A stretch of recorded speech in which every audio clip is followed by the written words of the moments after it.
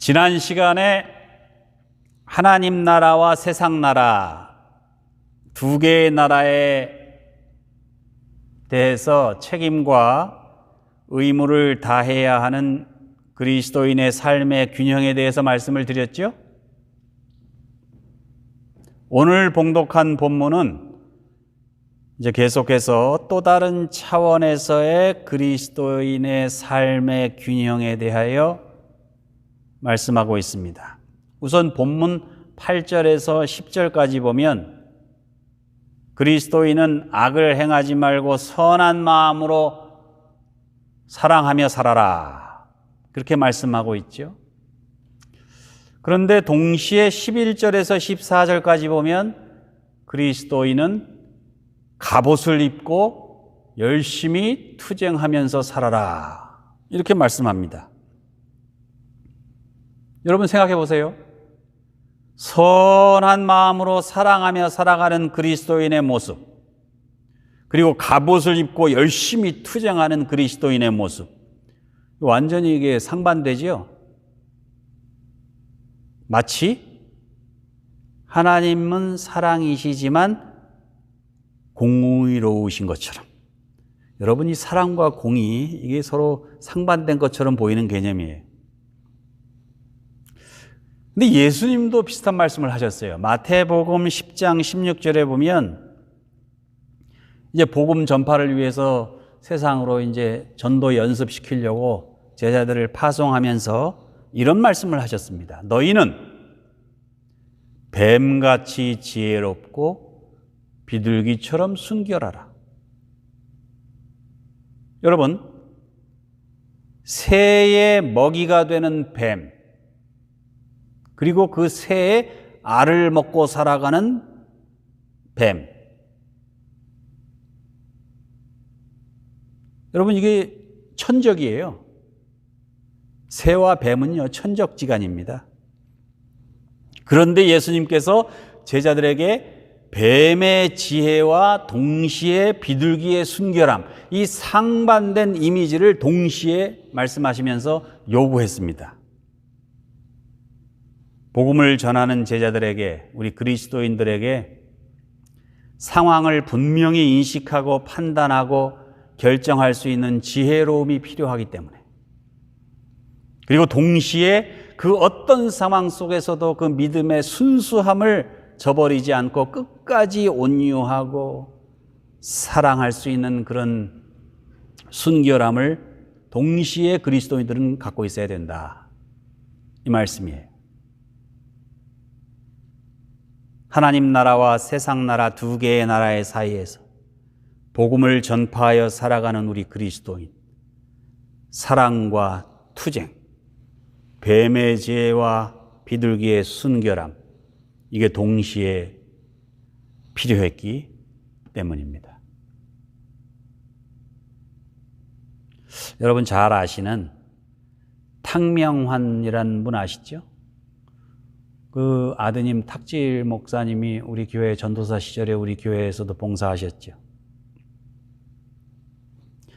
근데 그 우리 탁명환 씨가 1994년 2월 18일 날 퇴근길에 밤늦게 칼에 찔려서 살해당합니다. 안타까운 일이죠. 근데 그분을 살해한 범인이 임홍천이라는 사람이에요. 퇴근하는데 다 기다리고 있다가 작정하고 살해한 거예요. 1급 살인이죠. 그런데 이 범인 임봉천을 조사를 했는데 그 조서에 이렇게 적혀 있습니다. 피의자 임봉천은 착하고 순진한 사람이다. 많은 피의자를 조사해 봤지만은, 신문해 봤지만은 이렇게 착하고 순진한 사람은 처음 봤다. 그가 피해자 탕명환을 살해한 동기는 자기가 영적인 아버지로 모시는 교주에게 충성을 다하기 위해서였다.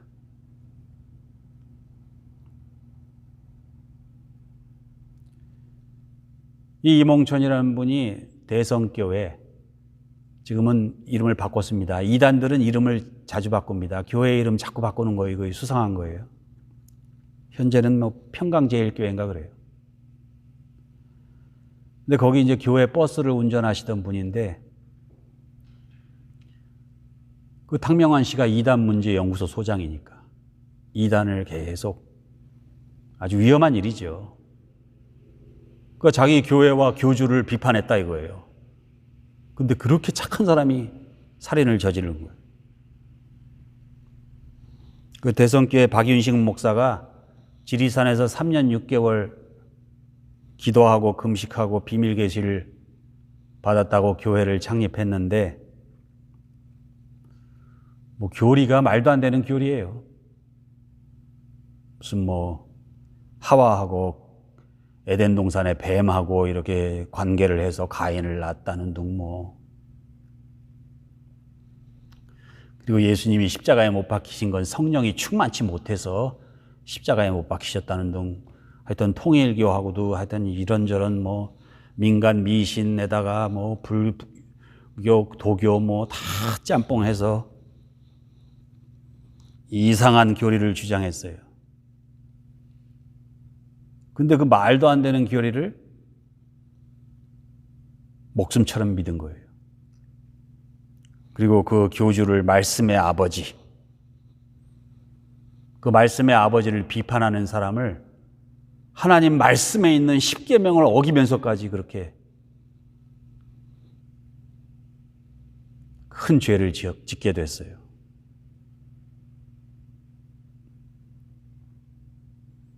이 허무맹랑한 교리로 착하고 순진한 사람들을 속여서 종교의 자유라는 이름으로 얼마나 악한 짓들이 성행하고 있는지 모릅니다. 한국도 그렇고 미국도 그렇습니다. 미국은 워낙에 이 종교의 자유를, 그게 그 기치로 세워진 나라이기 때문에 잘 보도가 안 되는데, 이 미국도 심각합니다. 그런 악하고 교묘한 이단이나 사이비에 빠지지 않으려면은 냉철하고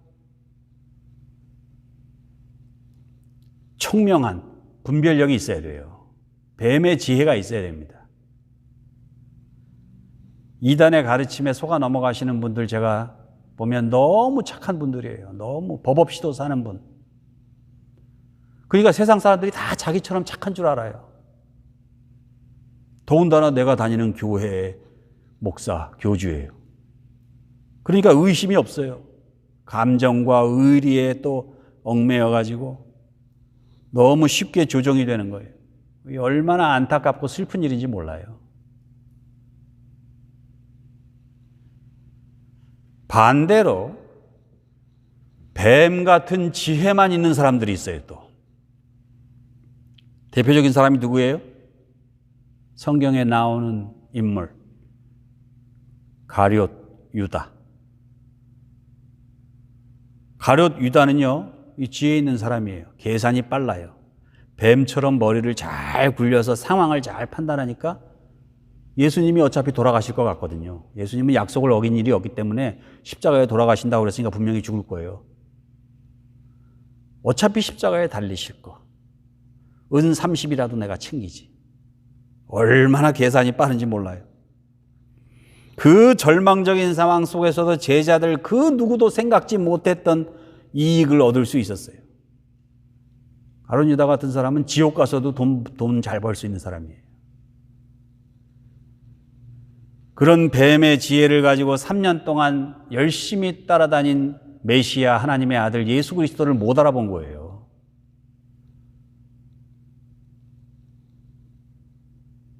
진리를 있는 그대로 바라볼 수 있는 비둘기의 순결함이 없었기 때문에. 그것도 비극이에요. 여러분, 그리스도인들이 비둘기같이 착하고 순수하기만 하면은 이단의 꿰매에 빠지기가 쉬워요. 그렇다고 뱀같이 지혜롭기만 하고 머리만 잘 굴리면 스스로의 꿰매에 빠져가지고 예수님을 팔아먹는 기회주의자가 될 수도 있어요. 예수 믿기 힘들죠. 그리스도인에게는 이 비둘기의 순결함과 뱀의 지혜로움이 둘 다 있어야 돼요. 오늘 본문에 보면 사도 바울도 같은 맥락에서 우리들에게 교훈하고 있습니다. 첫 번째로는 사랑하라는 말씀이에요. 8절에서 10절까지 보면 피차 사랑의 빛 외에는 아무에게든지 아무 빚도 지지 말라. 남을 사랑하는 자는 율법을 다 이루었느니라. 사랑은 율법의 완성이니라. 여러분, 피차 사랑의 빛 외에는 아무에게든지 아무 빚도 지지 말라는 말씀이 사랑의 빚을 지라는 말씀이에요? 지지 말라는 말씀이에요? 다른 빚은 짓지 말고 남한테 돈은 꾸지 말고 사랑의 빚은 져라 이 말씀이죠? 그죠? 그 사랑은 얼마든지 받아도 된다는 말이에요. 그리스도인은 누구나 사랑하고 또 누구에게나 사랑받을 수 있는 존재이기 때문에. 그런데 우리는 너무 사랑하라는 명령에만 익숙해져 있어요. 그러나 여러분, 사랑하는 것 못지않게 사랑받는 게 중요해요. 왜냐하면 사랑받지 못하는 사람은 사랑할 수 없어요. 우리 주변에 보면은 자기만 생각하는 이기적인 사람들 있죠? 아유, 저 사람은 너무 이기적이야. 남이야 어떻게 되든 자기만 편하면 되고 자기 이익만 추구하면 되고 딴 사람 입장 전혀 생각하지 않는 사람. 왜 그런 줄 아세요? 어려서부터 사랑을 못 받아서 그런 거예요. 생존을 위해서 너무 각박하게 살다 보니까 사랑받지 못했기 때문에 사랑할 수 없는 거예요. 그래서 저는 그런 사람들 보면 가슴이 막 아파요. 사랑받지 못하잖아요? 그럼 남을 배려하고 남의 입장을 생각하는 훈련이 안 돼 있어요. 그래서 예수님께서는 제자들에게 사랑하라 하기 전에 어떻게 했어요? 먼저 사랑받는 훈련을 시키셨어요. 복음서를 가만히 보세요. 요한복음 13장에 보면 예수님께서 베드로의 발을 씻겨주시는 장면이 나오죠. 베드로 발만 씻겼어요?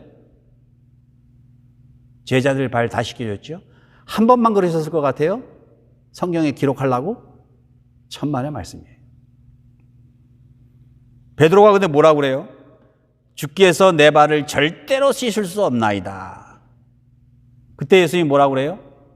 내가 네 발을 씻기지 아니하면 너와 내가 아무 상관도 없느니라. 네가 내 사랑을 안 받아? 그럼 나와 상관이 없어. 여러분, 그래서 사랑하는 것도 중요하지만 사랑받는 것도 중요한 거예요. 아니, 사랑하려면 내가 사랑을 받아야 돼요. 이렇게 사랑을 받다 보면 사랑할 줄 알게 돼요.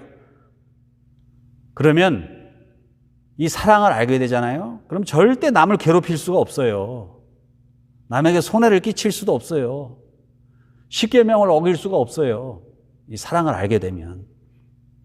아니, 사랑하는데 어떻게 살인을 해요? 아니, 사랑하는데 어떻게 남의 걸 도둑질해요? 어떻게 사랑하는데 남의 걸 탐해요? 사랑하지 않기 때문에 다 십계명을 어기는 거예요. 한마디로 사랑하면 이웃에게 악을 행할 수 없어요. 행했다 그러면 선이에요. 그런 그리스도인의 사랑을 오늘 본문에서는 사도 바울이 율법의 완성이라고 표현하고 있어요. 이때 완성이라는 헬라 단어가 플레로마라는 단어인데 이 말은 충만이라는 뜻도 있어요. 충만이라는 뜻으로 더 많이 쓰여요. 충만. 예수님께서 나는 율법을 폐하러 온 것이 아니요 율법을 완성하러 오셨다고 그랬죠. 이때 그 완성도 플레로마예요. 율법을 충만케 하시려고 이 땅에 오신 거예요. 방언이나 지식이나 예언이나 물질이나 다스리는 은사나 이런 은사들이 아무리 많아도요, 사랑이 없으면 공허하다는 거예요. 텅 비었어요. 껍데기만 있는 거예요. 그러나 사랑이 있으면 그런 은사들을 꽉꽉 채워준다는 거예요. 우리들의 삶에 그 무엇으로도 채울 수 없는 그 결핍과 빈자리를 채울 수 있는 건 사랑이에요. 다른 은사로는 못 채워요. 그래서 아무리 지식이 많고 아무리 돈이 많아도 완성할 수 없어요. 충만케 될 수 없어요. 근데 사랑은 충만케 완성해요. 그래서 성 어거스틴이 뭐라고 그럽니까? 하나님만을 사랑하십시오. 그리고 그 나머지는 다 당신 마음대로 하십시오. 이게 무슨 말이에요? 하나님을 사랑하잖아요? 그러면은 저절로 경건해지고 저절로 사랑하게 되고 선행을 행하게 되는 거예요. 그러지 못하면 사랑이 없는 거예요. 그 결핍을 다른 게 채워요. 내게 있는 결핍을 사랑으로 채우지 못하면 그 자리에 뭐가 들어가요? 교만이 들어가고 탐욕이 들어가고 경쟁심, 시기심이 들어가는 거예요. 하나님과 이웃을 사랑하심으로 아무리 소유하고 아무리 배워도 채울 수 없는 우리들의 결핍을 다 채울 수 있는 그런 풍성한 그리스도인의 삶을 사시기를 주님의 이름으로 축원합니다. 두 번째, 빛의 갑옷을 입고 투쟁하라는 말씀이에요. 11절 14절 말씀이지요. 밤이 깊고 낮이 가까웠으니 그러므로 우리가 어둠의 일을 벗고 빛의 갑옷을 입자. 낮에와 같이 단정히 행하고 방탕하거나 술 취하지 말며 음란하거나 호색하지 말며 다투거나 시기하지 말고 오직 주 예수 그리스도로 옷 입고 정욕을 위하여 육신의 일을 도모하지 말라. 자, 사랑이 우리네 결핍된 삶을 충만케 한다고 말씀드렸죠? 우리네 인생을 충만케 하고 완성시키는 그 사랑. 그래서 마귀가 제일 방해하려고 하는 게 뭐예요? 우리로 하여금 사랑받고 사랑하지 못하게 하는 것. 이게 마귀의 첫 번째 사명이에요. 왜요? 사랑하면 율법이 완성되고 충만해지기 때문에 그걸 막아야 돼요. 마귀는 어떻게 해서라도. 그래서 세상을 어둡게 하고 경쟁하게 하고 서로 시기하게 하고 갈등하게 하고 미워하게 하고 분노하게 하고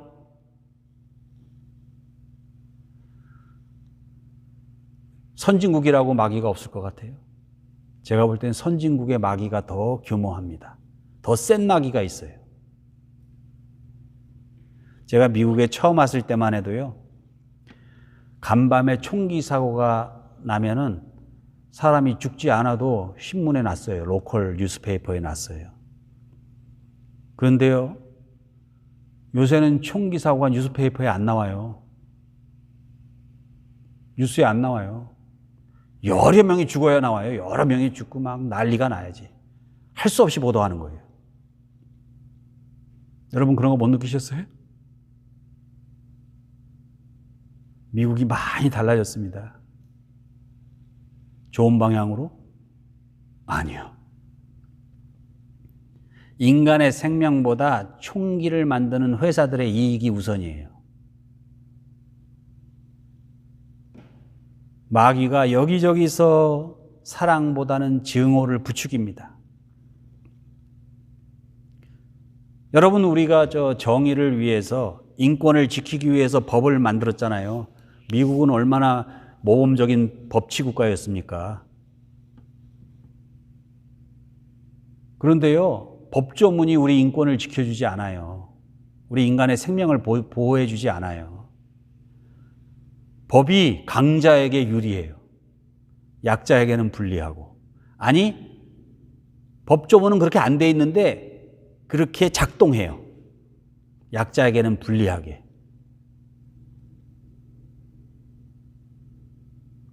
법이 일반 사람들의 그런 상식과 도덕을 지배해요.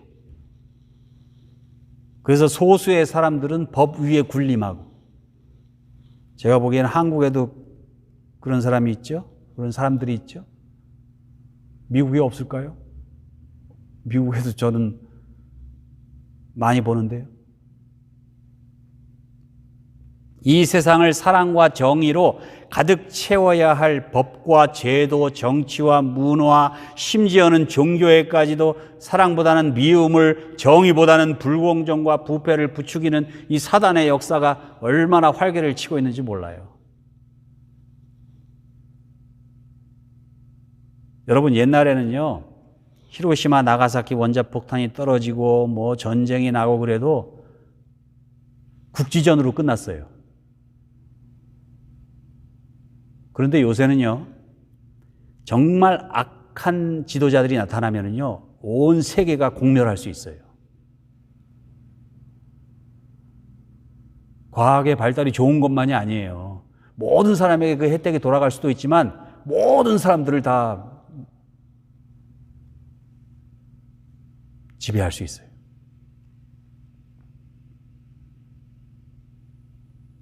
그래서 그걸 막을 수 있는 유일한 길이 뭐예요? 좋은 대통령 뽑으면 그걸 막을 수 있을까요? 여러분 그렇게 생각하세요?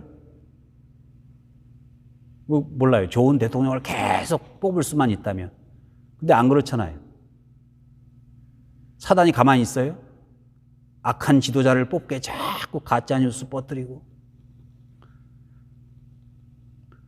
인류 문명이 발전하면 발전할수록 이 마귀는 그걸 편승해서 얼마나 난리를 피우는지 모릅니다. 그래서 그리스도인이 어떻게 해야 된다고요? 사도 바울이 그걸 간파한 거예요. 이미 2000년 전에. 그래서 빛의 갑옷을 입고 그리스도인이라도 그리스도인이야말로 최후의 보루입니다. 단단히 무장해야 된다는 거예요. 그래서 아무리 마귀가 방해해도 서로 열심히 사랑하고 사랑받으면서 행복하게 살 수 있도록. 빛의 갑옷에 대해서 사도 바울은 에베소서 6장에서 뭐라고 표현합니까? 하나님의 전신갑주. 진리의 허리띠, 의의 흉배, 평안의 복음으로 예비한 신, 믿음의 방패, 구원의 투구, 성령의 검. 하나님의 말씀으로 무장해야 한다고 말씀하고 있습니다. 이 말세를 살아가는 세상 사람들, 철저한 이기주의와 탐욕스러운 물질주의, 거기서 미움과 갈등과 분쟁이 부추겨지고 점점 방탕해지고 음란해지고 공동체의 이익보다는 개인의 이익이 우선이고 우리 후손들이 살아가야 할 환경보다는 내가 먼저 편리하고 간편한 게 우선이고 여러분 우리 그리스도인들 이럴 때일수록 무엇이 정말 하나님께서 원하시는 것인지 이 땅에 오실 예수 그리스도를 기쁘게 맞이할 수 있는 것인지 고민하며 기도해야 됩니다. 그래서 이 강림절에 필요한 것이 바로 진리요, 의요, 평안이요, 믿음이요, 구원이요, 성령의 도우심이요, 하나님의 말씀입니다. 예수님의 말씀처럼 뱀같이 지혜롭고 비둘기같이 순결하시기 바랍니다. 둘 다 있어야 돼요. 그 중에 하나만 있으면 안 된다고 그랬죠. 균형이 깨지니까. 사도 바울의 말씀처럼 사랑받고 사랑하시기 바랍니다. 빛의 갑옷으로 무장하여 우리들의 사랑을 방해하기 위해 우는 사자와 같이 달려드는 마귀를 대적하시기 바랍니다. 우리 주님의 오심을 기다리는 이 강림절, 하룻밤 자고 일어나면 그만큼 가까워오는 마지막 날을 깨어있는 그리스도인으로서 삶의 균형, 하나님의 성품인 사랑과 공의, 이것을 이루며 이 강림절을 지나실 수 있는 여러분과 저가 되시기를 우리 주님의 이름으로 축원합니다.